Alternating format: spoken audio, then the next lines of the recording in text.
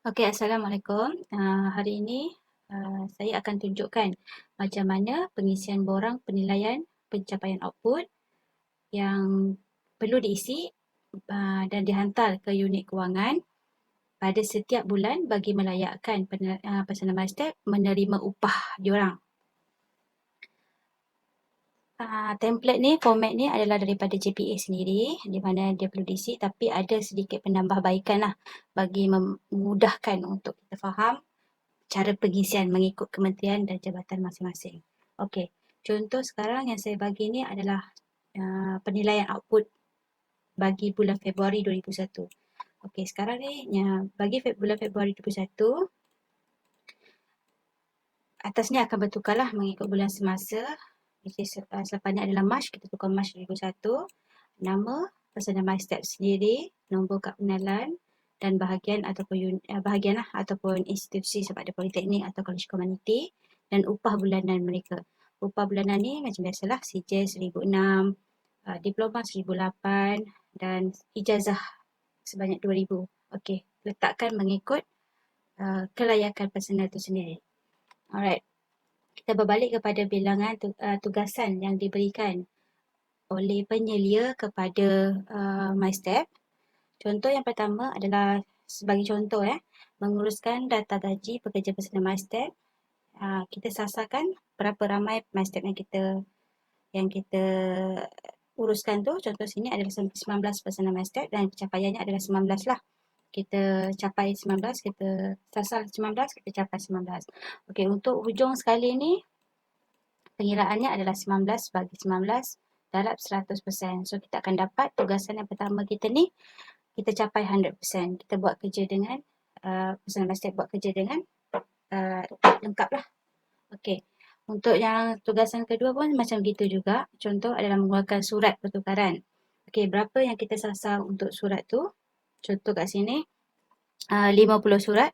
Pencapaian kita tak sampai pun 50 surat. Kita capai 40 surat saja. So 40 bahagi 50 akan dapat darab 100% akan dapat 80%. So kita tak capai lah untuk tugasan kedua ni 100%.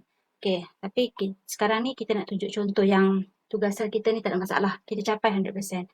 So contoh kat sini sasar 50, capai 50. Kita punya pencapaian adalah 100%. Contoh ketiga, mengeluarkan memo sama juga 4 dalam 4, 100%, 4 bagi 4, 100%. Lupa kalau kat bawah ni, kalau you double click header atau footer sini, you akan kena rename lah mengikut nama masing-masing, nama personal MyStep tu dan bulan dia. Sekarang ni adalah contoh bulan Februari. Okay, kita kembali ke tugasan ni. Yang 3, okey dah cerita bulan yang tugasan keempat pun sama. Berapa ni kita anggap tugasan yang kita buat adalah 100% contoh. So kita kat sini personal MyStep ni, Mahfuzah ni ada 5 tugasan. Dan 5 tugasan adalah 100% capai. Kat bawah ni akan ada formula untuk pengiraan jumlah peratus keseluruhan pencapaian output tugasan, iaitu jumlah keseluruhan peratus pencapaian output tugasan. Maksudnya ni lah 100 tambah 100 tambah 100 tambah 100 tambah 100. So 500%. Jumlah tugasan yang ditetapkan. Jumlah tugasan adalah 5. So bahagi dengan 5, 900%. Sebab kita senang cerita kita nak kira dia punya purata. Okay, 100%. Alright. Seterusnya bahawa kita akan kira upah bulanan kita ni berdasarkan output kehadiran bekerja kita. Sebab output kehadiran bekerja adalah merupakan salah satu output yang ditetapkan lah. Kita mengikut arahan daripada kementerian. Okey, contoh kat sini kehadiran bertugas mengikut hari bekerja bulan Februari 2021. Okey. Kita ambil contoh kat sini untuk Putrajaya, wilayah Persekutuan Putrajaya. Kat sini kiraan kita adalah sebanyak 18 hari bekerja. Nak dibandingkan negeri lain mungkin 19, kita 18 sebab kita ada cuti hari wilayah 1 hari bulan hari tu. So 18 hari mengikut bilangan hari bekerja pada bulan Februari. Ni kena tukarlah setiap masa bulan. Okey, pegawai layak dikira bertugas sekiranya menggunakan cuti rehat atau cuti sakit yang pegawai berkelayakan. Okey, hari bekerja ni biasa 18 hari ni kita kira lah, tapi tak termasuk Sabtu, Ahad dan cuti umum. Alright, sebelah ni jumlah hari adalah 18 hari bekerja. Contoh kat sini dia ada cuti sebanyak 2 hari. Okey. Kalau ikutkan dalam garis pandu ataupun dalam perjanjian, kita ada tetapkan 12 hari cuti rehat dalam setahun prorate. Okey, maksudnya yang dilayak lah. So, sebulan entitled untuk 1 hari. Begitu juga cuti sakit 14 hari. So, kiralah berapa layak. Kalau tak cukup 12 bulan, you kiralah kalau kontrak start bulan 3, so 10 bulan, berapa yang layak. Dia tak full lah, dia tak 12 hari, dia tak 14 hari. Dia ada kiraan je lah. Okey, contoh kat sini, cuti rehat, dia ada cuti sebanyak 2 hari. Okey, so 2 hari tu, satu kita kira sebagai cuti rehat, which is berbayar. Dan satu lagi adalah cuti, tolak gaji. Cuti tolak gaji. So, satu cuti rehat, satu tolak gaji sebab kita cuti 2 hari. Kalau kita cuti sehari, so kita tak ada tolak lah. Kalau kita 2 hari, kita tolak 1. Okay, jumlah hari bekerja dia adalah 18 tolak 1, just 17. Alright. Okay, alright.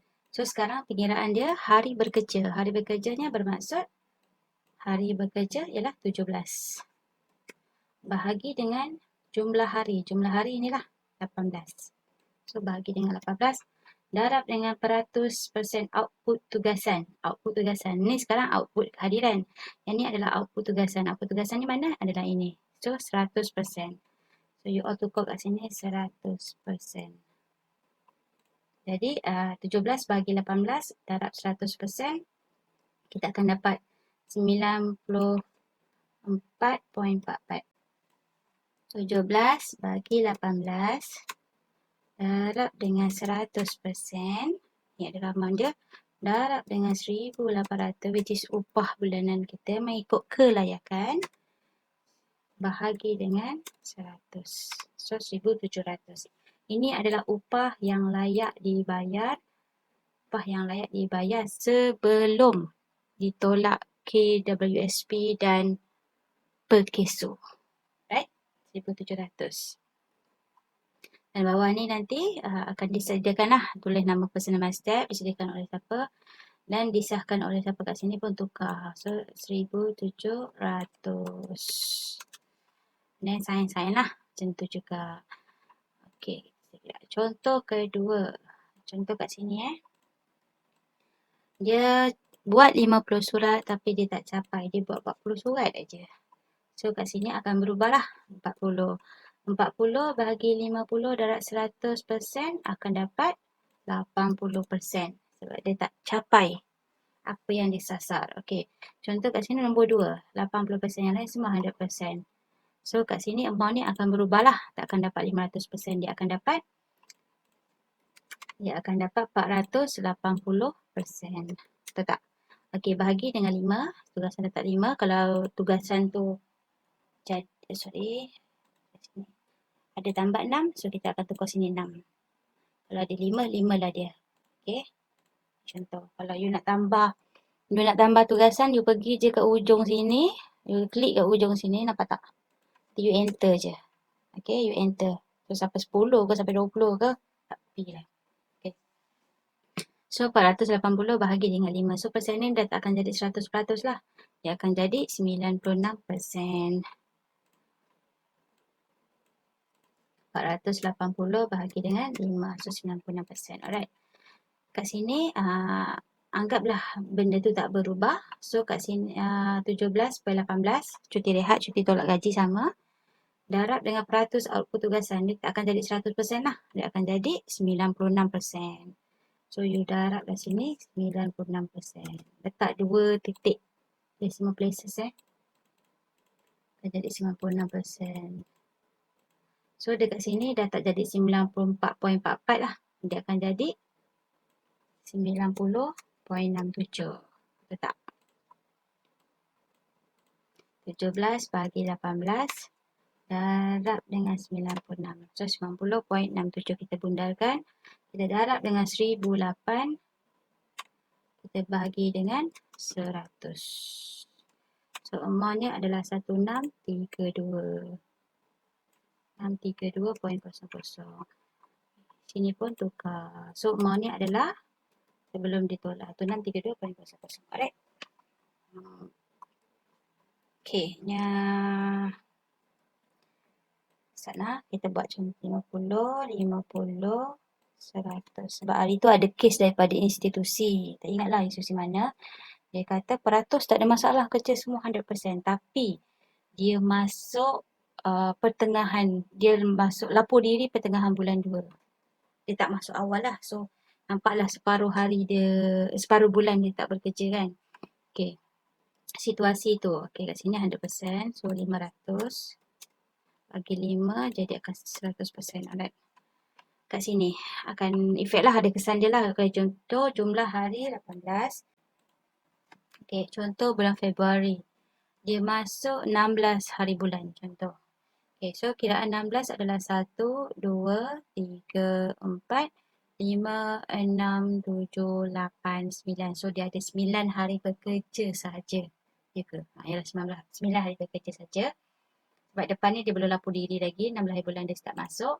Okay, so kat sini memandangkan dia baru masuk tapi dia tak ambil cuti pun. Dia bekerja 9 hari saja. So cuti rehat ni tak dikira lah. Sebab dia tak ada cuti pun dalam tempoh dia masuk tu. Cuma kita kena tolak gaji untuk hari-hari yang lain lah. Okay. Contoh kalau kat Putrajaya ada 18 hari, 5, 10, 11, cuti ni cuti Chinese, 11, 12, 13, 14, 15, 16, 17, 18, 18 hari. So dia masuk 16 adalah 9, 1, 2, 3, 4, 5, 6, 7, 8, 9. 9 hari dia tak bekerja sebab dia belum lapor diri. So kat sini kita tolak gaji adalah 9 lah. Kita kena tolak gaji jugalah. So total adalah 9 hari je dia bekerja. Make sure bawah ni adalah hari yang dia bekerja, kiraan dia betul lah. Okay, so sekarang hari bekerja adalah 9. Bahagi dengan jumlah hari adalah 18. Darab dengan peratus output tugasan tadi kita 100%. Okay, so kita tukar dia kepada 100%. Okay, so sekarang dah tugasan dia memang 100%, cuma kehadiran dia tu. Kehadiran dia adalah separuh daripada sebulan. So kita dalam kat sini akan jadi 50%. Betul tak? Okay, so 50% darab dengan 1,800 kita akan dapat RM900. So inilah kiraan yang sebenar, yang sepatutnya. So nampaklah logik sikit daripada kiraan yang lepas. Okey, untuk penyata gaji pula, ni contoh ini adalah contoh yang kami di sini gunakan, tapi terpulanglah ikut kewangan masing-masing. Contoh kat sini perkiraan gaji dan potongan KWSP per keso personal MyStep bagi bulan Februari. So kita akan rujuk balik lah yang borang penilaian output tadi kita ni. Alright, contoh nama dia dengan IC dia, lantikan diploma, upah dia adalah 1,008. Saya ada tambah sikit peratus pencapaian output sebab saya akan autokan ke sini. Maksudnya sama je lah amount tu dengan yang sini. Akan dapatlah 900 ni. So saya just masukkan sini 50%. Saya akan masuk 50%. Kalau 100 dah ke 1,008 lah. So kita punya penilaian output tadi adalah 50%. So 50% dia akan auto lah. Auto dia adalah si kadar upah bulanan ni darabkan dengan peratus pencapaian output. Sama je formula tadi. Okey, jumlah pendapatan adalah 900. Okey, untuk caruman per keso dan QSP ni saya asingkan kepada 2 untuk majikan dan pekerja dengan jumlah caruman yang perlu ditolak. Jumlah caruman untuk QSP per keso. Okey, untuk QSP tahun ni mana-mana yang sedia maklum lah untuk tahun 2021 kita punya persen caruman untuk pekerja dah diubah kepada 9%. Sebelum ni 7%, so 9%, which is kita guna yang barulah. Berkuat kuasa, you just search je caruman KWSP. Untuk yang bawah sekali nanti, you scroll ke bawah akan ada berkuat kuasa pada 1 Januari 2021 sehingga Disember 2021. So guna yang ni ya. Okay, ini adalah tu. Okay. Contoh caruman majikan macam ni saya dah auto. Saya ada setkan ke sini, senang untuk kerja mudah. Okay, untuk majikan ni, KWSP adalah berdasarkan gaji yang ni lah. 900 ni. So, kita baca 900 hingga 900. So, kita ambil amount ni. Dari 81 hingga 900. Jangan ambil yang ni pula 900, 117 adalah caruman majikan oleh majikan oleh pekerja. Hilang. 117 untuk majikan dan RM81. 117 RM81 untuk pekerja. So total adalah 198. Sama juga dengan perkeso. You search je saja caruman perkeso. Nanti you klik kat atas ni. You akan dapat caruman je lah.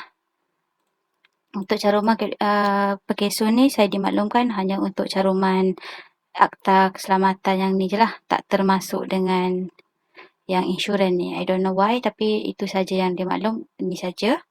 Okey, tadi adalah gaji 900. So, ini apabila gaji ni 1485,425. 1485,425. So, total RM19.10. Ini adalah caruman. Ini berdasarkan jadual Okey, jumlah potongan adalah jumlah potongan untuk pekerja sahaja. Untuk majikan adalah caruman majikan lah. So, gaji yang 900 tadi kita akan tolak dengan caruman pekerja sahaja. So, totalnya adalah RM85.25. Jumlah pendapatan bersih adalah 900 ditolakkan dengan jumlah potongan caruman tadi. So, amount yang akan layak Personal Master tu dapat adalah RM814.75. Itulah kiraan dia. Harap dapat membantu bagi semua institusi yang pening macam mana nak kira. Okay, bye.